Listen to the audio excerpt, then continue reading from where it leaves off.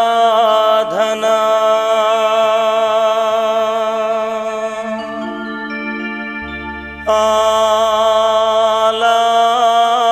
ఆలాపనా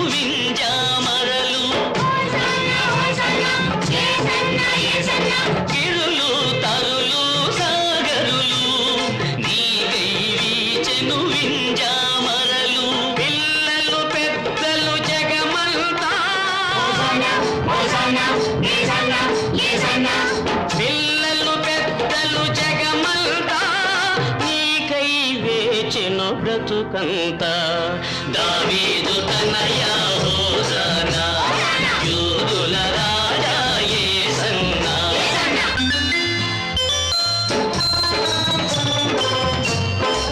hosanna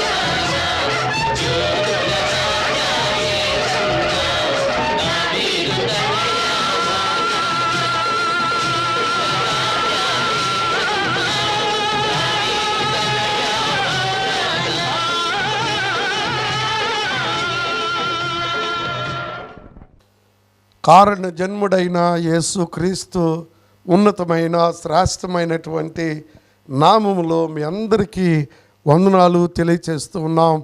శ్రోతలారా, ప్రేక్షకులారా, ప్రభువునందు అత్యంత ప్రియమైన దేవుని బిడ్డలారా, మీరందరూ ఎలా ఉన్నారండి?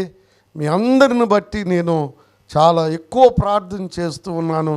మీ ఫోన్ కాల్స్ మాకు చాలా ఇంపార్టెంట్. మీ యొక్క కుటుంబ పరిస్థితుల గురించి మేము నిత్యము చాలా ప్రార్థన చేస్తున్నామని తెలియజేస్తూ ఉన్నాం. మీ ప్రార్థన అవసరతలు మాకు తెలియచేయండి. మీ కోర్టు కేసులైనా, అలాగే అప్పుల భారంలో ఉన్నా, అలాగే రోగాల బారినున్నా మీ కొరకు మేము ప్రార్థన చేస్తున్నాం. దయచేసి ధైర్యంగా ఉండండి. దేవుడు మీ సమస్యలను గూర్చి ఆయన ఆలకించి మీకు సహాయం చేయడానికి ఆయన ఇష్టపడి ఈరోజు మీకు మీ జీవితాల్లో అత్యధికమైనటువంటి విజయ ఉత్సవాన్ని ఆయన జరిపించడానికి దేవుడు సంసిద్ధుడై ఉన్నాడు. కాబట్టి మీరు భయపడొద్దు, దిగులు పడొద్దు, జడియవద్దని నేను మీకు తెలియచేస్తూ ఉన్నాను. ఎందుకంటే ఈరోజు మట్టల ఆదివారం, పామ్ సండే అంటారు. యేసుక్రీస్తు యెరూషలేము యొక్క జయ ప్రవేశాన్ని గూర్చి వాక్య భాగాన్ని మనము ధ్యానం చేయబోతూ ఉన్నాం. దయచేసి వాక్యాన్ని వినే ముందుగా ప్రార్థన చేసుకుందాం. తలలు ఉంచండి, కళ్ళు మూసుకొని ప్రార్థనలో ఏకీభవించవలసిందిగా నేను మనవి చేస్తూ ఉన్నాను. ప్రియ పరలోక తండ్రి, మహోన్నతుడా, శ్రేష్ఠుడా, నీకు వందనాలు, స్తోత్రాలు చెల్లిస్తున్నాం. ఈ వాక్య భాగం ద్వారా మాతో మీరు మాట్లాడి మాకు మీ ధైర్యమును, అభయమును, ఆదరణను కలిగించి మీ యొక్క సన్నిధిలో మేము నీ వాక్యము ద్వారా బలపరచబడటానికి కృప చూపించమని ఆయా ప్రాంతాల్లో నుండి ఈ వాక్యమును వీక్షిస్తూ ఆలకిస్తూ ప్రార్థన కోరిన ప్రతి బిడ్డకు నీ యొక్క సంపూర్ణమైనటువంటి బలము, శక్తి, ఆశీర్వాదాలు దయచేయండి. దూరదేశంలో ఉండి ఈ వాక్యం వినుచున్నారు, నీ బిడ్డలకు ఊరడింపు కలుగ చేయమని యేసు దివ్య నామమును బట్టి అడిగి స్తోత్రించి ప్రార్థించి వేడుకుంటున్నాం మా పరమ తండ్రి, ఆమెన్.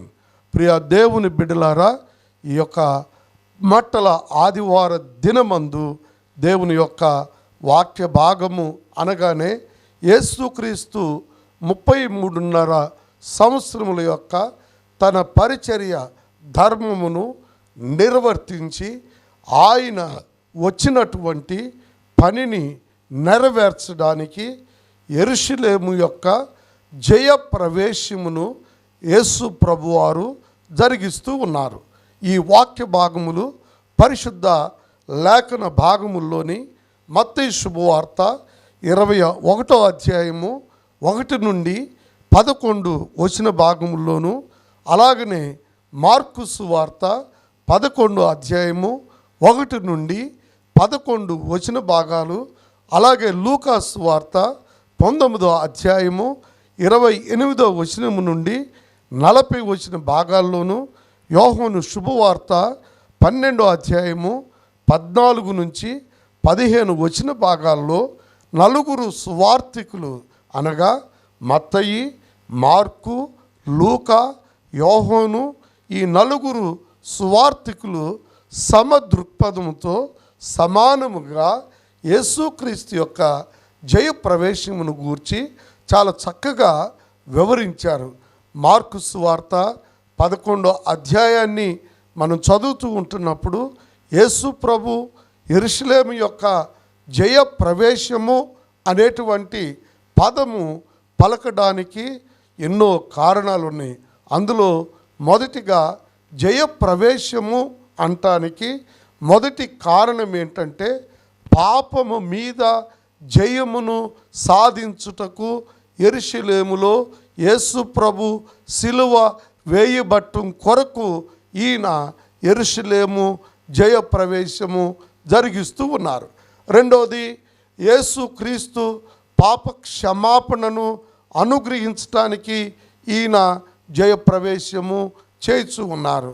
మరి దేవుని వాక్య భాగం జకర్యా గ్రంథం 9వ అధ్యాయము 9వ వచన భాగాన్ని మనం గమనించినట్లయితే అక్కడ చాలా శ్రేష్టమైనటువంటి విషయాన్ని జకర్యా యెరూషలేము యొక్క జయప్రవేశాన్ని గూర్చి గొప్ప ప్రవచనాన్ని ఆయన పలికినాడు. సియోను కుమార్తెలారా సంతోషించి ఉల్లసించుడి, నీ రాజు నీతిపరుడై రాజు అయి గాడిదను గాడిద పిల్లను ఎక్కి వేధించుచున్నాడని వాక్యము సెలవిస్తుంది. ప్రియులారా, ఇక్కడ రాజు అనేటువంటి పదము, రెండవది నీతిపరుడై అనేటువంటి పదాలు గమనార్హం. అయితే ప్రత్యేకించి రాజు అనగానే ఇహలోక రాజు ఆయన యొక్క పరిస్థితిని మనం వర్ణించాలంటే నెత్తి మీద తల మీద కిరీటము, అలాగనే చేతిలోని ఖడ్గము, ప్రయాణానికి గుర్రము లేదంటే రథము, ఇలాంటివన్నీ కూడా రాజునకు అవసరమైనటువంటి ఖడ్గాలు, అలాగే ఆ కిరీటము, మరి రకరకాలైనటువంటి ఆయుధాలు రాజు చేతిలో ఉంటాయి. అయితే జకర్యా ప్రవచనం ప్రకారము నీ రాజు నీతిపరుడై అనే పదాన్ని మనం చూసినప్పుడు నిజంగా ఈ యొక్క యేసు ప్రభువారు యెరూషలేము జయప్రవేశము చేసేటప్పుడు గాడిదను గాడిద పిల్లను, అంటే ఇక్కడ గాడిద పిల్ల మీద ఆయన ప్రయాణం చేశారు.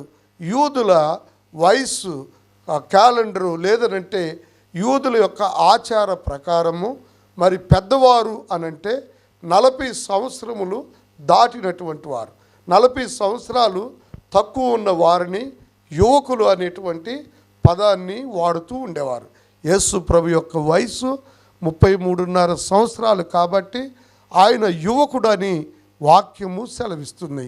అయితే మీరు గమనించండి, మార్కు సువార్త 11వ అధ్యాయము 1 నుండి 11 వచ్చిన భాగాలు మనం గమనించినట్టయితే యెరూషలేమునకు తూర్పు వైపు ఉన్నటువంటి బేత్పగే గ్రామాల్లోని కట్టబడినటువంటి గాడిద పిల్లను నా కొరకు తోలుకొని రండని ప్రభువారు శిష్యులకు ఆజ్ఞాపించారు.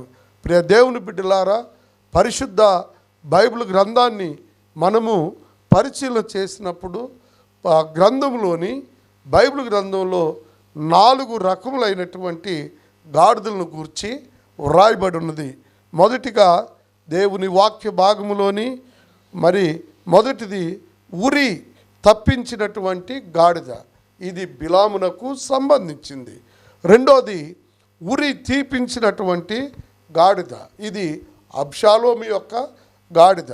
మూడవది ఊరి వెలుపల గాడిద, అది దేవుని వాక్య ప్రవక్త అయినటువంటి ప్రవక్త యొక్క గాడిద. నాలుగవది ఊరేగించినటువంటి గాడిద, అనగా యేసు ప్రభుని యెరూషలేము జయప్రవేశమునకు వాడినటువంటి గాడిద. ఇప్పటి వరకు 4 గాడిదల్ని మనం చూసాం.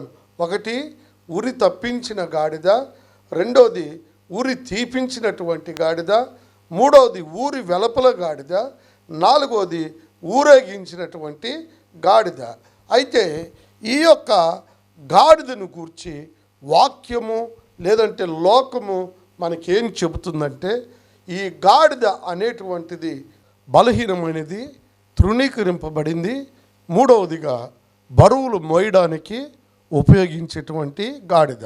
ప్రియ స్నేహితులారా, ఇలాంటి తృణీకరింపబడిన ఎన్నిక లేనటువంటి విలువ లేనటువంటి గాడిదను దేవుడు తన పని కొరకు ఉపయోగించుకుంటూ ఉన్నాడు.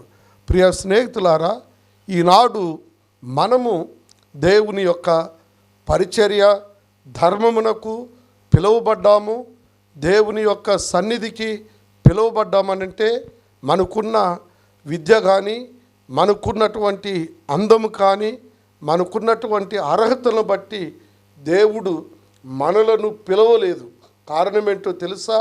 మొదటి కొరింథీ పత్రిక 1వ అధ్యాయము 26వ వచన భాగాన్ని గమనించినట్లయితే, సహోదరులారా, మిమ్మును పిలిచిన పిలుపును చూడుడి, మీలో లోకరీతిని జ్ఞానులైనను ఘనులైనను గొప్ప వంశం గల వారిని ఎవరిని పిలవలేదు. కానీ లోకములో ఉన్న జ్ఞానులను సిగ్గుపరచుటకు లోకములో ఉన్నటువంటి వెర్రివారిని దేవుడు ఏర్పాటు చేసుకున్నాడు. ప్రియ స్నేహితులారా, నీవు ఈరోజు దేవుని చేత రక్షింపబడి దేవుని పరిచర్యలో, దేవుని పనిలో, దేవుని విశ్వాసములో, నిరీక్షణలో కొనసాగుతూ ఉన్నావనంటే అది నీ యొక్క గొప్పదనం ఏమాత్రము కాదు. మీరు విశ్వాసము ద్వారా కృపచేతనే రక్షింపబడి ఉన్నారని మీరు గమనించాలి. అందుకని దేవుని యొక్క వాక్యము మనకి సెలవిస్తుంది.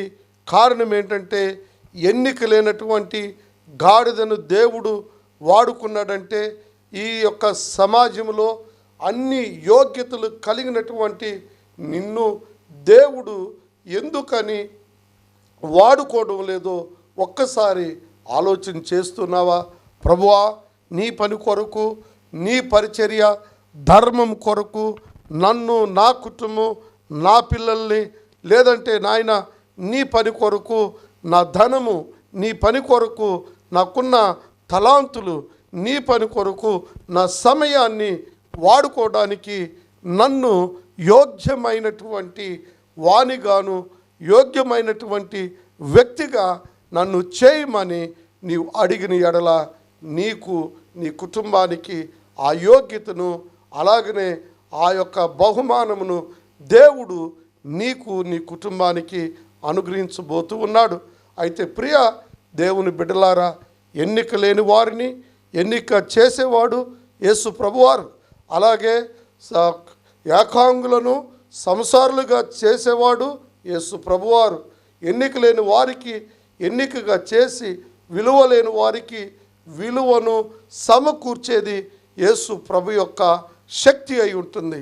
కాబట్టి నీ కుటుంబం, నీ పరిస్థితులు ఏమైనా సరే నువ్వు కట్టబడి ఉన్నటువంటి గాడిదలాగా ఉన్నట్లయితే యేసు ప్రభువారు ఈరోజు నీ జీవితంలో అన్నీ విఫలమై, అన్నీ మరి పతనమైపోయి, ఇక నా జీవితం ఇంతే అని అనుకుంటున్నటువంటి నీ పరిస్థితులన్నిటినీ మారుస్తుంది ఈ వాక్య భాగం. దయచేసి గమనించండి. నీ జీవితంలో దేవుడు నీకు విజయాన్ని సమకూర్చడానికి ఈ వాక్య భాగము నీకు వినిపిస్తూ ఉన్నాడు. దయచేసి ఇది యాదృచ్ఛికంగా నువ్వు వింటున్నట్లయితే నీ దేవుడు నిన్ను విడిచిపెట్టేవాడు కాదు. నీ దేవుడు ఎడబాయుడు. నీ దేవుడు నీతి అనేటువంటి దక్షిణ హస్తముతో నిన్ను పట్టుకొని నడిపించడానికి పరిశుద్ధ వాక్య భాగాన్ని ఈ సమయంలో దేవుడు నీకు వినిపింపచేస్తూ ఉన్నాడు. ప్రియ దేవుని బిడ్డ, నిరాశ నిస్పృహతో నీవు నిన్నున్నట్లయితే, ఎవరికి చెప్పుకోలేనటువంటి బాధల్లో నువ్వు ఉన్నట్టయితే, కృపామయుడైన యేసుక్రీస్తు నీకు విజయాన్ని సమకూర్చడానికి ఆయన సంసిద్ధుడై ఉన్నాడు. దయచేసి నువ్వు నిరాశపడొద్దు. నీవు ఎప్పుడు కూడా ఎవరికి చెప్పుకోలేనటువంటి సమస్యలు ఉన్నాయని నువ్వు బాధపడుతున్నావు. ఇప్పుడు యేసు ప్రభు నీ మాట ఆలకించడానికి, నీ జీవితంలో విజయాన్ని సమకూర్చడానికి ఆయన ఇష్టపడుతున్నాడు. ఎన్నిక లేని గాడిదని, బలము లేని తృణీకరింపబడిన గాడిదను వాడుకుంటున్న దేవుడు నిన్ను కూడా తన పని కొరకు, తన నియమం కొరకు, తన సంఘంలో ఆశీర్వాదకరంగా ఉండటానికి ఆయన నిన్ను పిలుస్తూ ఉన్నాడు. దయచేసి గమనించండి. ఇలా వాడబడాలి అనంటే దేవుని వాక్యము సెలవిస్తుంది. 2 విషయాలు నీలో దేవుడు కోరుతున్నాడు. జకర్యా గ్రంథం 9వ అధ్యాయము 9వ వచన భాగాన్ని మీరు గమనించినట్లయితే, నీలో దేవుడు సాత్వికాన్ని కోరుతున్నాడు. రెండవది, నీలో దేవుడు దీనత్వాన్ని కోరుతున్నాడు. సాత్వికమైన మనసు, దీన మనసును దేవుడు నీకు అనుగ్రహించాలని ఆయన ఇష్టపడుతూ ఉన్నాడు. నువ్వు దీన మనసుడిగా, సాత్వికుడిగా ఈ లోకం ఉంటే, సాత్వికులు ధన్యులు వారు భూలోకమును స్వతంత్రించుకుంటారు. సాత్వికులు ధన్యులు, వారు భూలోకమును స్వతంత్రించుకుంటారు. నేను భూమంతా కూడా నీవు స్వతంత్రించుకునేటువంటి కృపను దేవుడు నీకు అనుగ్రహించబోతున్నాడు.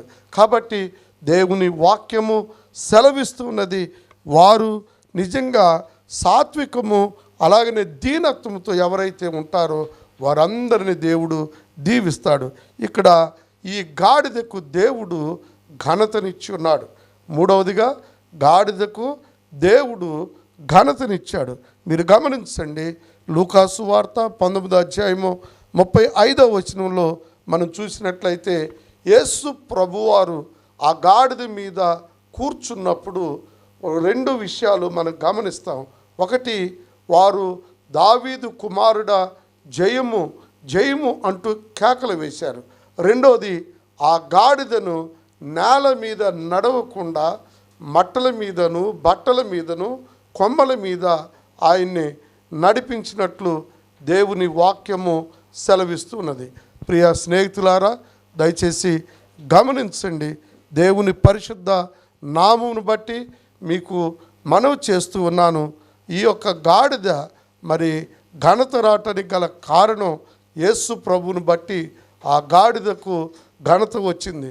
ఏ మనుషుడైతే యేసుని కలిగి ఉంటారో, ఏ మనుషుడైతే యేసు దగ్గరకు వస్తాడో, ఏ మనుషుడైతే దేవుని యందు భయభక్తులు ఉంటారో వాళ్ళకి దేవుడు ఈ ఘనతను వేసి ఇచ్చాడు. అందుకని దేవుని యొక్క ప్రియ స్నేహితులారా, దయచేసి గమనించండి. కేకలు వేసిరి, అలాగే పూలు వేసిరి, అలాగనే ఆయనకు జయము అంటూ ఆయన చుట్టూ కూడా ఆ గాడిదకు గొప్ప విలువను సమకూర్చారు. అయితే ఈ యొక్క రాజు నీతిపరుడని, రక్షణ గలవాడని, మూడవది దీనుడని వాక్యము సెలవిస్తుంది. అందుకని క్రీస్తునందు ప్రియులారా, ఆయనను వెంబడించిన వారిలో 4 రకాలైన ప్రజలు ఉన్నారు. ఒకటి, ఆయన శిష్యులు ఉన్నారు. రెండవది, బేతనీయ ప్రజలు ఉన్నారు. మూడవది, యూదులు ఉన్నారు. నాలుగవది, జనసమూహము ఆయనను వెంబడించింది. మీరు ఈరోజు యేసుని వెంబడించినట్లయితే మీ జీవితంలో గొప్ప కార్యాలు జరగబోతున్నాయి. మీరు యేసుని వెంబడించినట్లయితే మీ రోగములు సమస్తము యేసు సిలువ రక్తంలో కడగబడి మీకు సంపూర్ణమైన స్వస్థత. మూడవది, యేసుని వెంబడించిన ఎడల మీరు అద్భుతమైన కార్యాలు చూస్తారు. నాలుగవదిగా మీరు గమనించినట్లయితే యేసుని మీరు వెంబడించిన ఎడల మీ జీవితంలో విజయాన్ని పొందుతారు. దేవుని వాక్యము రోమా 8:37 మనము వీటన్నిటిలో అనగా అప్పుల బాధల్లో, శ్రమల్లో, శోధనలో, వేదనలో, కష్టాల్లో, నష్టాల్లో, వస్త్రహీనతల్లో, కరువుల్లో, ఖడ్గాల్లో కూడా మనం వీటన్నిటిలో అత్యధికమైన విజయాన్ని పొందటానికి దేవుడు కృపా సమృద్ధిని నీకు నీ కుటుంబానికి అనుగ్రహించుగాక. ఇప్పుడే తలలు వంచండి, కళ్ళు మూసుకోండి. దేవుని పనిని మీరు చేయండి. దేవుడు మీ పనిని ఆయన చేయబోతూ ఉన్నాడు. దేవుని పనిని మీరు చేయండి. దేవుడి పని మీకు చేయబోతూ ఉన్నాడు. ప్రార్థన చేసుకుందాం. తలలు వంచండి, కళ్ళు మూసుకొని ప్రార్థనలో ఏకీభవించండి.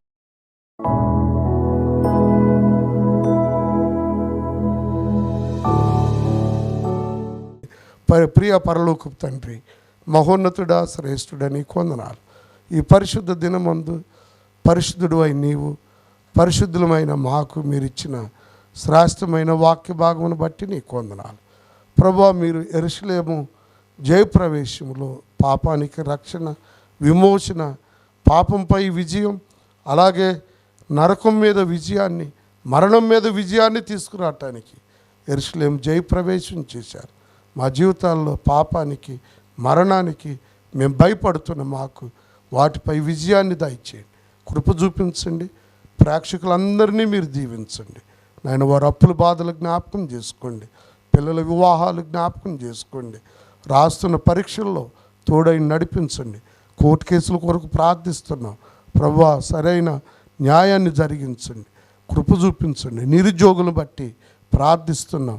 వారికి ఉద్యోగాలు ఉద్యోగం చేస్తున్న ప్రైవేటు, గవర్నమెంటు ఉద్యోగస్తులు, సాఫ్ట్వేర్ సెక్టార్ని ప్రత్యేకించి మీరు జ్ఞాపకం చేసుకోండి. కృప చూపించు. రుణబాధల్లో ఉన్న బిడ్డల్ని మీరు జ్ఞాపకం చేసుకోండి. వారి అప్పులన్నింటినీ తీర్చండి, వ్యాధనంతటి తీసివేయండి. జబ్బులతో ఉన్న బిడ్డల్ని మీరు స్వస్థపరచమని యేసు నామమున అడుగుచున్నాము తండ్రి, ఆమేన్. పరమ తండ్రి అయిన దేవుని యొక్క ప్రేమ, కుమారుడైన యేసుక్రీస్తు కృప, పరిశుద్ధాత్మ సన్నిధి, సహవాసము ఇప్పుడు ఎల్లప్పుడు సదా తోడయుండుగాక, ఆమేన్. క్రీస్తునందు ప్రియులారా, దయచేసి ఈ కార్యక్రమాలు ఇతరులకు పరిచయం చేయండి. మీరు ప్రార్థన చేయండి. ఈ కార్యక్రమాల కొరకు మీరు సహాయం చేయగలిగిన వారు సహాయం చేయడానికి ఇష్టపడితే మీరు మమ్మల్ని సంప్రదించవలసిందిగా మనవి చేస్తూ ఉన్నాం. దేవుడు మిమ్మల్ని మీ కుటుంబాలు దీవించుగాక, ఆమేన్. ప్రియ శ్రోతలారా, నాది ఒక మనవి, దయచేసి గమనించండి. ఈ వాక్యం వింటున్నటువంటి మీరు ఈ కార్యక్రమాల కొనసాగింపు విషయంలో దేవుని యొక్క సహాయత మిమ్మల్ని కోరుతూ ఉన్నాను. కారణం ఏంటంటే ఈ కార్యక్రమాలకు ఆర్థికపరమైనటువంటి సహాయము అవసరము. మీలో ప్రేరేపించబడినటువంటి వారు ఇప్పుడే ఈ కార్యక్రమాల కొనసాగింపు కొరకు కొందరు కొద్ది సహాయం వలన నేను ఈ కార్యక్రమాలు కొనసాగింపు చేస్తూ ఉన్నాను. మరి మీరు కూడా ఈ కార్యక్రమాల్లో పాలిభాగస్తులయ్యి దేవుని పనిలో మీరు పాలిభాగస్తులు కాండి. దేవుడికి ముందు దేవుని పనిని మీరు చేయండి. దేవుడు మీ పనులు కూడా ఆయన చేయడానికి సంసిద్ధుడు. సంశయించక, సందేహించక, ఆలస్యము చేయక మీ ప్రేమపూర్వకమైనటువంటి నా సహాయమును ఈ సమయంలో పంపించి దేవుని సేవలో తోడ్పాటు అందించవలసిందిగా మనవి చేస్తున్నాను. దేవుడు మిమ్మును, మీ కుటుంబాలను, మీ పనులను, మీ వ్యాపారాలను, మీ సమస్తమును దీవించి ఆశీర్వదించుగాక, ఆమేన్.